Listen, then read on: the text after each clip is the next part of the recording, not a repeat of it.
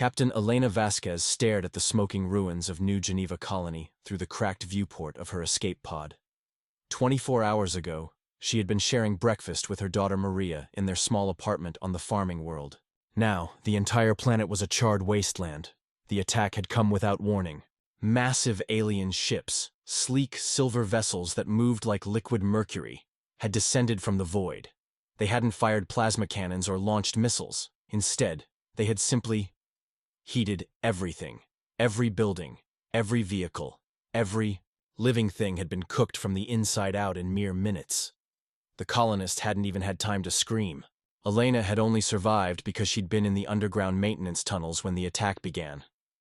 As her pod drifted through the debris field that had once been humanity's most successful agricultural colony, Elena's emergency communicator crackled to life. "This is Admiral Chen aboard the UES Defiance. Any survivors, please respond." Elena grabbed the transmitter with shaking hands. "This is Captain Vasquez, Colony Security. I think I'm the only one left. Captain, we're tracking your pod. Prepare for pickup. We need to know what happened down there." 20 minutes later, Elena found herself in the briefing room of humanity's flagship surrounded by grim-faced officers. Admiral Chen, a weathered woman with steel-gray hair, leaned forward as Elena finished her report. "You're telling me they cooked an entire planet?" Chen asked. "Not just cooked, Admiral. They toasted it. Everything was perfectly browned, like bread in an oven. The wheat fields, the buildings, even the people." Elena's voice broke. Dr. Sarah Kim, the fleet's xenobiologist, spoke up. "This matches reports from the 3 other colonies we've lost. The Zephyrians aren't trying to destroy us. They're preparing us." "Preparing us for what?" Admiral Chen demanded. "Based on the heat signatures and the way organic matter was affected, I believe they're following some kind of culinary protocol. They're treating our colonies like ingredients." The room fell silent. Finally, Admiral Chen stood. "Gather the fleet. If these aliens want to turn humanity into their next meal, they're about to learn something important about us." "What's that, Admiral?" Elena asked. Chen's eyes blazed with cold fury. "We don't go down easy, and we never ever go down without a fight." As alarms began blaring throughout the ship, Elena realized that humanity's greatest war was about to begin. But this wouldn't be fought with conventional weapons. This would be a battle for survival itself, and the enemy saw them as nothing more than food to be prepared. The Zephyrian High Gourmand Clickstar floated in his command chamber, his 4 eyes focused on the holographic display showing the latest harvest world. His tentacles writhed with satisfaction as he observed the perfectly toasted surface of the human colony. "Excellent browning on this batch," he commented to his sous-chef Merlek. "The protein distribution is optimal. These humans have been grazing well on their agricultural worlds." Merlek's chromatophores flickered agreement. "Indeed, High Gourmand. Their muscle fibers have developed remarkable density from their constant physical labor. They will make an exquisite addition to the grand feast." For 3 centuries, the Zephyrian Empire had been the galaxy's premier culinary civilization. They had harvested and prepared countless species across dozens of star systems, each meal a work of art that lasted for days. But they had never encountered a species quite like these humans. "Their psychological stress responses actually improve the flavor," Clickstar mused, reviewing the taste analysis reports. "Most species become bitter when frightened. These humans develop a more complex, almost smoky quality." The display suddenly flashed with an incoming transmission. A human face appeared. Older, female, with short gray hair and fierce eyes. "I am Admiral Chen of the United Earth Fleet," the human said. "You have attacked our colonies without provocation. We demand to know why." Clickstar found this amusing. The prepared meal was attempting to communicate. He activated the translator and responded. "Greetings, Admiral Chen. I am High Gourmand Clickstar of the Zephyrian Culinary Empire. Your species has been selected for harvest based on your exceptional flavor profile and nutritional density. You should be honored. You will be served at the grand feast of the Galactic Council." The human's face changed color, growing darker. Clickster made a note. This emotional response might add interesting undertones to the meat. "You're telling me you're killing us to eat us?" Admiral Chen's voice carried a strange vibration. "Not merely to eat," Clickstar corrected. "To prepare. with the highest culinary art. Your species shows remarkable promise. The way your proteins respond to our thermal preparation is simply— You sick freak, Admiral Chen interrupted. You want to know about human flavor? Let me give you a taste. The transmission cut off, and immediately, Clickstar's tactical display lit up with warnings. Hundreds of small human vessels were approaching at high speed. High Gourmand, his tactical officer reported. They appear to be ramming us? Clickstar watched in confusion as the tiny ships slammed into his massive harvest vessel. The impacts barely registered on his shields, but then something unexpected happened. The human ships exploded, and suddenly, his sensors were picking up massive thermal spikes all across his hull. What are they doing? Merlek asked nervously. Through the viewport, Clickstar saw the answer. The humans had somehow turned their ships into massive heating elements. His own vessel's hull was beginning to glow red-hot. For the first time in his long career, High Gourmand Clickstar realized he might be the one getting cooked. Commander Jake Torch Morrison gritted his teeth as his modified fighter screamed toward the alien mothership. His cockpit temperature was already hitting dangerous levels, but he couldn't stop now. Not when he thought about what these monsters had done to Colony 7. His homeworld. Phoenix Squadron, remember your training, he called into his comm. We're not trying to destroy their ship, we're trying to cook it. His fighter's hull had been stripped of all non-essential systems and packed with thermal generators powered by unstable fusion cores. It was a suicide run, but Jake had volunteered along with 49 other pilots. They all had one thing in common. They'd lost everything to the Zephyrians. Target their thermal regulation systems, came Admiral Chen's voice over the fleet channel. Dr. Kim's analysis shows they're vulnerable to their own cooking methods. Let's give them a taste of what they've been serving us. Jake's targeting computer locked onto one of the alien ship's heat dissipation arrays. These creatures had turned cooking into a weapon of war, but they'd made one critical mistake. They assumed humans would fight like prey.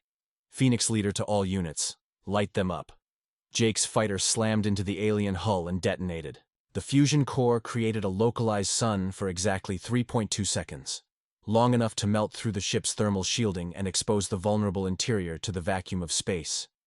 Across the massive Zephyrian vessel, similar explosions bloomed, like deadly flowers. The alien ship, designed to project devastating heat at other targets, suddenly found itself unable to regulate its own temperature. Aboard the Zephyrian command ship, High Gourmand Clickstar was experiencing panic for the first time in his existence. His chromatophores flashed distress colors as his ship's internal temperature soared. The thermal regulators are failing, Merlek reported, his tentacles writhing in agony as the ambient temperature rose. We're cooking ourselves. How is this possible? Clickstar demanded. They're just a primitive species. They shouldn't understand thermal warfare. Dr. Kim's voice came through the ship's communication system. Somehow the humans were broadcasting directly into their vessel. You made two mistakes, she said calmly. First, you assumed we didn't understand science. Humans have been using fire as a tool for hundreds of thousands of years. We understand heat better than almost any species in the galaxy. The Zephyrian ship's hull began to buckle as internal temperatures reached critical levels. What was the second mistake? Clickstar gasped, his own body temperature climbing dangerously high. You thought we'd be afraid of getting burned. Admiral Chen's voice joined the broadcast. But humans? We've been walking through fire since we learned to make it. We've been forging steel, launching rockets, and splitting atoms. Heat doesn't scare us. It makes us stronger. As if to prove her point, more human ships emerged from the debris field. These weren't the suicide fighters. These were full battle cruisers, their hulls glowing cherry red from internal heat systems that would have killed most species just to operate. Impossible, Clickstar whispered, as his own ship's systems began failing around him. No species should be able to weaponize their own thermal tolerance like this. Admiral Chen's voice carried a note of grim satisfaction. Welcome to humanity, you bastard. We don't just survive the fire. We are the fire. The Zephyrian mothership, listed to one side as its crew abandoned ship, fleeing to escape pods before they were literally cooked alive by their own vessel's failing systems. 3 weeks after the first human victory, the Zephyrian Culinary Empire's Grand Admiral Vezkoth called an emergency session of the Harvest Council. His massive form dominated the crystalline chamber as he addressed the assembled gourmands. "The situation has evolved," he announced, his chromatophores dim with concern. "These humans are not behaving like typical prey species." High Gourmand Clickstar, still bearing burn scars from his encounter with the human fleet, floated forward. "Grand Admiral, they've somehow turned our own methods against us. They're using thermal warfare with a sophistication we've never encountered."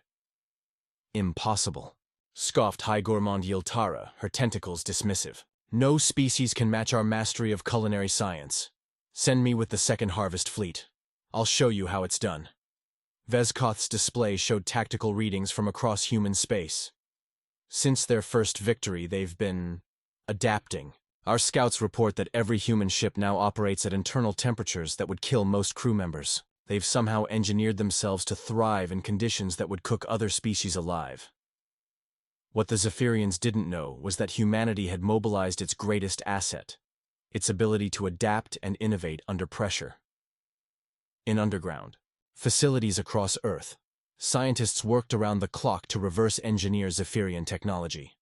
Dr. Sarah Kim stood before a massive holographic display in the war room beneath Geneva. "We've cracked their thermal projection system," she announced to the assembled military leaders. "But more importantly, we've improved it." Admiral Chen studied the schematics. "How improved?" "They use controlled heating to prepare their food. We figured out how to use uncontrolled heating to create localized stellar phenomena. Essentially, we can turn any ship into a miniature star." Captain Elena Vasquez, now commanding the experimental vessel New Geneva's Revenge, raised her hand. "What's the catch, Doc?" "The heat levels required would normally kill any crew within seconds. But humans have something the Zephyrians don't understand. We have adrenaline, we have stubbornness, and we have environmental suits rated for the interior of blast furnaces." 3 days later, High Gourmand Yiltara led her harvest fleet into the Sol system, confident that she could succeed where Clickstar had failed. Her massive culinary vessels approached Earth's defensive grid with the patience of a master chef, preparing a delicate dish. "Begin the preparation sequence," she commanded. "I want every human settlement on that planet perfectly toasted. We'll show the Council how—" Her words died as her sensors detected something impossible. The human ships weren't just hot, they were burning. Their hulls glowed white-hot, trailing plasma like miniature comets. The temperature readings were so high that her equipment insisted they couldn't possibly contain living crew members. "It's a trick," she declared. "They must be using automated vessels." Then, Admiral Chen's voice came through her communication system, perfectly clear despite the fact that she should have been incinerated by the ambient heat of her own ship. "Hello, Yiltara. Elena Vasquez sends her regards from New Geneva Colony. We've got a special dish prepared just for you." The human fleet opened fire, but instead of traditional weapons, they projected pure thermal energy, heat so intense it created brief fusion reactions in the vacuum of space itself. For the first time in Zephyrian history, the hunters had become the hunted, and they were about to learn that humans didn't just understand fire, they had learned to become it.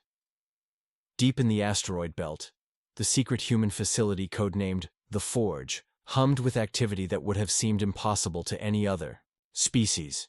The entire installation operated at temperatures that exceeded the melting point of most starship hulls. Dr. Kim walked through corridors that glowed cherry red with heat, her advanced environmental suit keeping her alive in conditions that had transformed humanity's greatest scientists into something approaching living gods of thermal engineering. Around her, technicians worked on projects that pushed the boundaries of physics itself. "Status report," she called to Chief Engineer Marcus Webb, whose suit's cooling systems were running at maximum just to keep him functional. "We've cracked it, Doc," Marcus replied, his voice crackling with excitement despite the brutal conditions. "Project Prometheus is ready for deployment. We can now generate and sustain temperatures equivalent to the core of a star." Dr. Kim studied the readings. On her display, the numbers were staggering. At these heat levels, we're not just talking about thermal warfare anymore. We're talking about controlled nuclear fusion on a battlefield scale. "The Zephyrians think they're master chefs," Marcus grinned behind his faceplate. "Wait until they see what humans can cook up when we're properly motivated." Meanwhile, Grand Admiral Vezkoth stood in his temperature-controlled command chamber, reviewing the latest battle reports with growing alarm. In the past month, Humanity had destroyed 7 harvest fleets and liberated 4 systems that had been marked for culinary preparation. "They're not fighting like any species we've encountered," reported Intelligence Coordinator Dilthok. "Most prey species attempt to flee or hide. These humans are actively hunting our forces." "What's our current casualty assessment?" Vezkoth asked. 40% of our harvest fleet has been cooked." Dilthak's chromatophores flickered with embarrassment. "Their thermal weapons are now exceeding our own capabilities by orders of magnitude." Vezkoth's tentacles writhed with frustration. "How is this possible? We've been perfecting culinary warfare for centuries." "Sir," a tactical officer interrupted, "we're receiving a transmission from the human homeworld." The display activated, showing a human male in what appeared to be a furnace. Behind him, massive industrial equipment glowed white-hot, and the air itself seemed to shimmer with heat. "I'm Marcus Webb, Chief Engineer of the Human Thermal Warfare Division," the figure said calmly, seemingly unaffected by conditions that should have vaporized him instantly. "We understand you've been cooking our people. We thought you might like to see what humans consider proper cooking temperature." The camera pulled back to reveal the scope of the human facility. Massive fusion. Reactors operated in open air, tended by humans in suits that glowed like miniature suns. The entire installation was a monument to humanity's mastery of extreme thermal conditions. "You've made one fundamental error in your culinary philosophy," Marcus continued. "You treat heat as a tool to be carefully controlled. Humans treat heat as a force to be embraced, channeled, and unleashed. We don't just cook with fire, we live in it, breathe it, and bend it to our will." Behind him, a massive door opened, revealing a human battle fleet under construction. Every ship glowed like a star, their hulls forged in temperatures that exceeded the surface of most suns. "This is your only warning," Marcus said. "Leave human space now, or we'll show you what it really means to get burned." The transmission ended, leaving Vezkoth staring at the dark screen in stunned silence. For the first time in his species' history, the Zephyrian culinary empire had encountered a species that had mastered thermal warfare beyond their own capabilities, and they were about to learn that humans didn't just fight to survive. They fought to win. Captain Elena Vasquez stood on the bridge of the New Geneva's Revenge, her ship's hull radiating heat that turned nearby space debris into glowing particles. Through her reinforced viewport, she could see the massive Zephyrian fortress ship Cosmic Cuisine, the mobile headquarters of Grand Admiral Vezkoth himself. "Ma'am," reported Lieutenant Torres from the thermal warfare station, "we're reading core temperature of 12 million degrees and climbing. We're officially hotter than the surface of most stars." Elena's environmental suit's cooling systems worked overtime to keep her alive, but she felt the familiar rush of adrenaline that came with pushing human engineering to its absolute limits. Around her, the bridge crew operated in conditions that would have been lethal to any other known species. "Dr. Kim, are we ready for Operation Supernova?" Elena asked.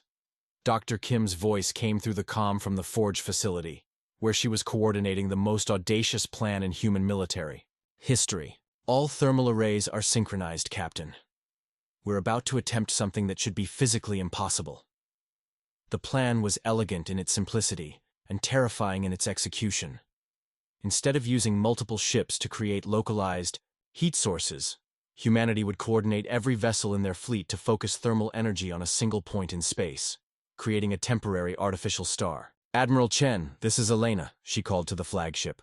"All ships report ready for synchronized thermal projection." "Copy that, Captain," Admiral Chen replied. "Remember, we get one shot at this.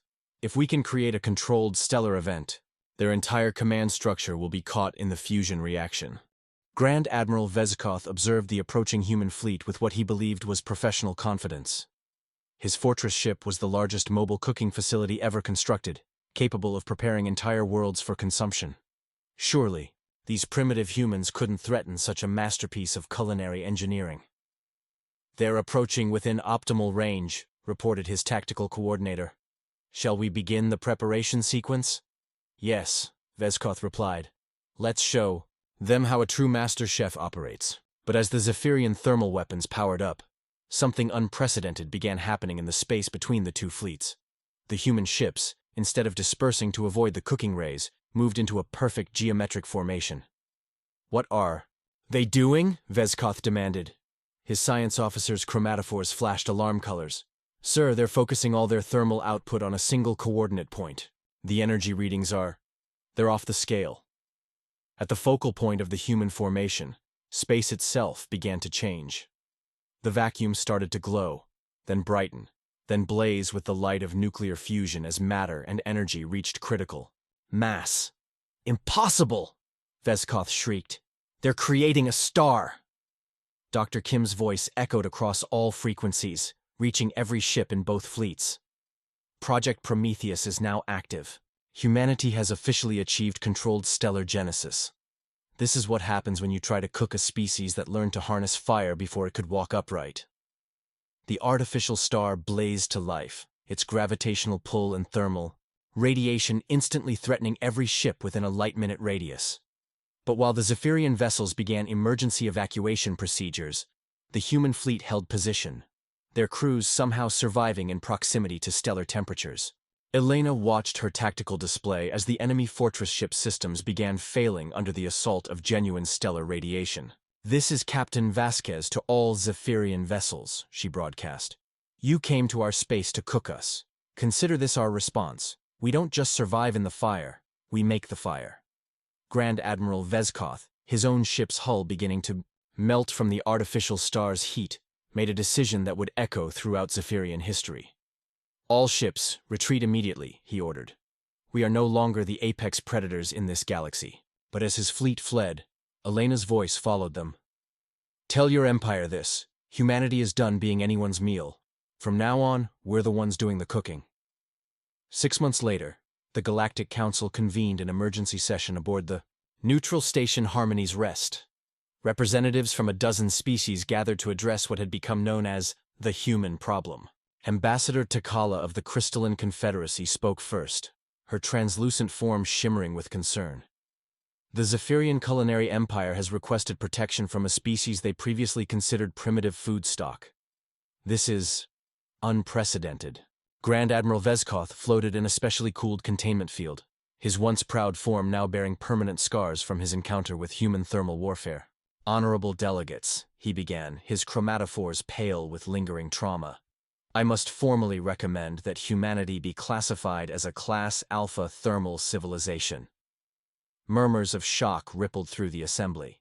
Class Alpha status was reserved for species that had achieved mastery over fundamental forces of the universe. They don't simply use heat as a tool, Vezkoth continued. They have become one with thermal energy itself. They can create stars at will, survive in temperatures that would vaporize our finest vessels, and wage war using the same forces that power galactic cores. High Counselor Shendrik of the Peaceful Trading Alliance leaned forward. Are you saying that humans have evolved beyond conventional warfare? I'm saying, Vezkoth replied grimly, that humans have evolved beyond what we thought was possible for carbon-based life. They live in conditions that should kill them, fight in environments that should be uninhabitable, and have weaponized the very process of stellar formation. At that moment, the station's communication array activated. Admiral Chen appeared, on the central display, standing in what appeared to be an open fusion reactor chamber, completely unprotected by environmental systems. Greetings, Galactic Council, she said calmly, seemingly oblivious to the nuclear fire surrounding her. I'm Admiral Chen of the United Earth Thermal Command. I understand there's been some concern about humanity's recent military activities. The assembled delegates stared in fascination and horror at the human who was literally standing inside a miniature sun and carrying on a casual conversation. We want to make our position clear, Admiral Chen continued. Humanity has no interest in conquest or expansion. We simply want to be left alone to develop our civilization in peace. However, any species that attempts to treat us as a food source will discover that humans have turned cooking into an art form that exceeds anything the galaxy has previously seen. Behind her, the camera panned to show a human space dock where ships were being constructed in the hearts of artificial stars, their hulls forged from materials that existed only at stellar core temperatures. We call it the new fire, Admiral Chen explained. It's not just about survival anymore. We've learned to thrive in conditions that represent the absolute limits of what physics allows. We've become something that the galaxy has never seen before, a species that has made peace with the fundamental forces of the universe. Dr. Kim appeared beside the Admiral, equally unaffected by the stellar environment. We're prepared to share our thermal technologies with peaceful species who wish to develop extreme environment habitats or deep space exploration capabilities. But make no mistake, any civilization that threatens humanity will face the full force of stellar fire controlled by beings who consider nuclear fusion a comfortable room temperature. High Counselor Zendrick spoke carefully. What are humanity's terms for peaceful coexistence? Admiral Chen smiled, and for a moment, her expression reminded every delegate of the fundamental truth they had learned about humans. They were no longer the frightened prey species that had first encountered the Zephyrians. Simple, she replied. Treat us as equals, and we'll help you explore the hottest, most dangerous regions of space that no other species can survive. Try to hunt us, cook us, or harm us. She gestured to the fusion fires around her. And you'll learn why we call ourselves the Children of Fire. The Galactic Council voted unanimously to grant humanity full diplomatic recognition and Class Alpha civilization status. It was, after all, difficult to argue with a species that had turned the power of stars into weapons of war and somehow learned to call the heart of a fusion reactor home. As the session ended, Grand Admiral Vezkoth made one final statement. We came to harvest them as ingredients. Instead, we discovered that humans had been preparing for this war since they first learned to make fire in caves. They didn't just survive our cooking, they perfected it beyond our wildest imagination. In the depths of space, human ships continued their patrols, their hulls glowing like mobile stars, crewed by beings who had transformed humanity's greatest weakness into its ultimate strength. The galaxy had learned a fundamental truth. Never try to cook a species that has spent its entire evolutionary history playing with fire. The toasting wars were over. Humanity had won not by being stronger or smarter, but by being exactly what they had always been.